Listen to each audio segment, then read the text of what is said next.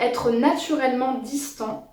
Comment le comprendre et que faire pour entretenir une relation épanouissante pour nous deux? Bonjour à toi, j'espère que tu vas bien. Je m'appelle Chloé Mercaer et je suis coach certifiée. J'aide les femmes qui souhaitent être plus heureuses dans leurs relations sentimentales en leur apprenant à s'aimer elles-mêmes davantage. Je t'invite tout de suite à t'abonner à la chaîne pour recevoir toutes les prochaines vidéos de coaching. Je trouve ça très bien comme démarche que tu fais de vouloir comprendre quelle est la personnalité de ton homme et encore plus que comprendre sa personnalité, comprendre son fonctionnement, c'est-à-dire comprendre ce qui, dans sa vie affective, dans la façon qu'il a eu de se construire, au niveau très inconscient bien sûr, comment aujourd'hui il voit les relations, comment il les appréhende et comment moi je peux encore mieux m'adapter dans ma façon de faire, dans ma façon de communiquer avec lui pour que tous les deux on se comprenne et que tous les deux on puisse répondre à nos besoins relationnels. C'est très très bien. Et ce que je t'invite à faire également dans ta démarche, c'est quand tu essaies de comprendre l'autre, essaye aussi de lui faire comprendre que c'est important pour toi qu'il réponde tes besoins relationnels.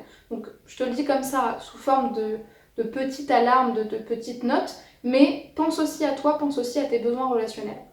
Et bien en fait aujourd'hui on va parler du style d'attachement évitant. Pourquoi? Parce que justement, un homme qui est évitant, en fait, c'est pas sa personnalité d'être évitante, c'est son style d'attachement. Ce qu'il faut bien comprendre avec les styles d'attachement, ça a été étudié par plusieurs psychologues, notamment Bowlby et Mary Ainsworth, qui nous a donc modélisé les 4 différents styles d'attachement. Au début, il y en avait 3, puis ensuite, elle en a créé un 4e grâce à ses expériences et donc à ses études sur les styles d'attachement. Le style d'attachement évitant, c'est un style d'attachement dans lequel l'enfant s'est construit selon les figures d'attachement qu'il a reçues. Dans sa relation à la mère, ou en tout cas aux figures d'attachement qu'il a eues, il s'est vraiment construit sur le mode de « comme je ne peux pas faire confiance à mon entourage parce que ma mère n'est pas disponible, parce qu'elle est là mais elle n'est pas vraiment là, elle s'occupe pas vraiment de moi ». Elle me change la couche, mais finalement, elle me fait pas des petites caresses, elle regarde pas si je vais bien. Une mère qui le laisse pleurer, une mère qui s'occupe de lui de manière très organique sans vraiment s'occuper de lui donner de l'amour, de lui apporter de la tendresse, de l'importance, le regard, une mère qui ne le regarde pas. Ou un enfant qui plus tard, quand il peut parler, donc dans sa période infantile, une mère qui lui fait faire ses devoirs mais ne s'intéresse pas à comment ça se passe à l'école, qui finalement jette son cadeau par exemple de fête des mères ou le regarde comme ça, le tient mais n'apporte pas vraiment d'importance à ses capacités. Tout ça c'est un enfant qui s'est construit selon le mode de je ne peux pas faire confiance à mon entourage, ou en tout cas mon entourage ne me garantit pas de m'apporter un niveau d'affection et de sécurité affective assez satisfaisant pour que je puisse en dépendre et que je puisse me construire par rapport à lui, alors je vais me construire un style d'attachement où moi seule je vais m'apporter mes besoins affectifs et mes besoins relationnels, donc quelque part je vais me mettre dans une sorte de coquille affective intrapersonnelle où finalement je me complais dans l'idée d'être seule parce que c'est ce que j'ai connu, c'est ce que j'ai toujours connu. Et du coup, quand je suis adulte, l'idée même d'exprimer mes sentiments, d'accepter l'amour de l'autre, d'être trop proche, trop vite de quelqu'un, ça me fait peur parce que j'en ai pas l'habitude, parce que je sais pas ce que c'est, je sais pas ce à quoi ça doit ressembler. Ça sort de ma zone de confort, c'est pas du tout la manière dont j'ai fonctionné. Et du coup, tout ce qui est sentiments, partage d'émotions, d'expériences, grande démonstration amoureuse, je suis pas forcément hyper à l'aise avec ça parce que c'est quelque chose qu'on m'a pas appris et c'est quelque chose avec lequel je ne suis pas familier. Et donc du coup, c'est soit quelque chose qui peut être apprivoisé avec le temps parce que selon sa personnalité et ses envies, ça peut être quelqu'un qui a envie aussi de démontrer son amour et d'apprendre à se familiariser avec ça. Ça, c'est en fonction de la personne.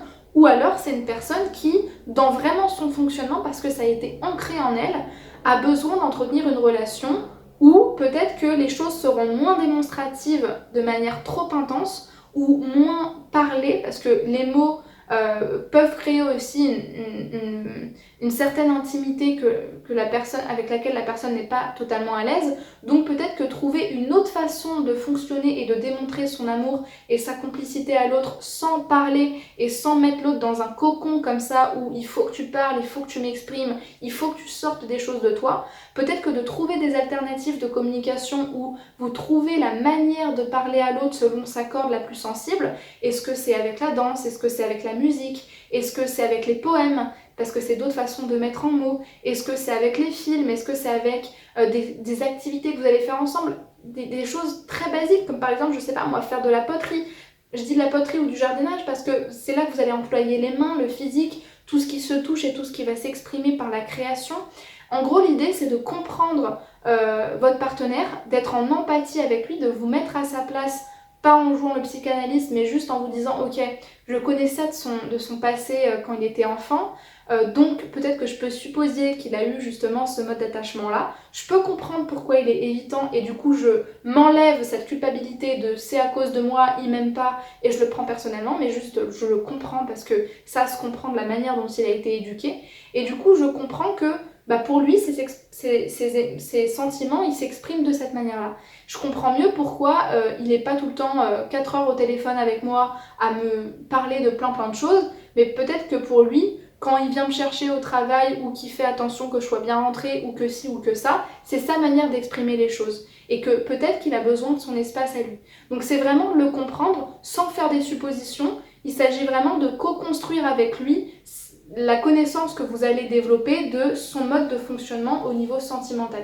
Et donc ça va se faire autour d'une communication qui n'est pas forcément verbale, comme je l'ai expliqué tout à l'heure, mais dans laquelle, parce que vous allez faire une activité où vous allez vraiment le toucher sur sa corde à lui, vous aurez ensuite plus de facilité à lui parler. Alors il ne s'agit pas de faire une grande conversation, mais juste comprendre est-ce que c'est bien comme ça que tu fonctionnes, quelle est ta manière d'exprimer tes sentiments, quand je t'exprime mon amour, avec quoi tu es plus à l'aise, est-ce que tu as vraiment besoin de ton espace ou est-ce que tu as besoin d'apprivoiser un lien affectif avec moi? En fait, c'est vraiment cette idée-là que on va pas supposer la façon qu'a l'autre de fonctionner, mais la meilleure manière de le connaître, c'est justement d'aller lui parler. Sauf qu'avec les personnalités évitantes, il ne faut pas tout de suite rentrer dans le vif du sujet, poser carte sur table, limite mettre de la frustration et de la pression. Si tu ne parles pas, si tu communiques pas, si il n'y a pas ci, il n'y a pas ça, ça ne marche pas entre nous. Malheureusement, ça va juste le frustrer et plus lui faire peur qu'autre chose.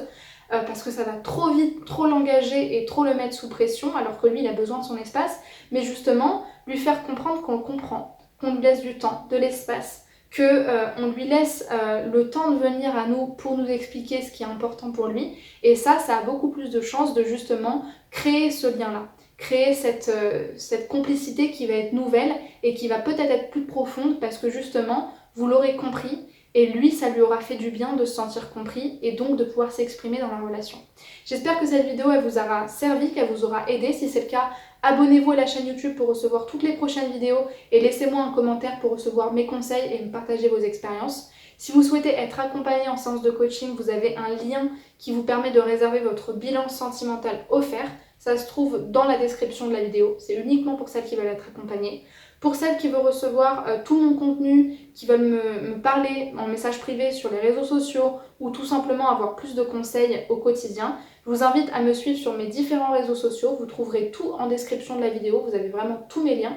Et enfin, pour celles qui veulent recevoir un mail chaque semaine avec des expériences intimes que je leur transmets ou encore des conseils inspirants tous les jeudis à 18 h ainsi que des promotions exceptionnelles sur mes dernières offres d'accompagnement, et bien pour accéder à cette liste-là, vous avez un lien toujours en description de la vidéo pour vous y inscrire hyper facilement et de manière hyper rapide. En tout cas, merci pour votre attention, j'espère vraiment que ça vous aura plu. Prenez bien soin de vous, n'oubliez pas, communiquez avec lui sur sa corde sensible, essayez de le comprendre et de lui laisser de l'espace. A très vite pour une prochaine vidéo de coaching sentimental.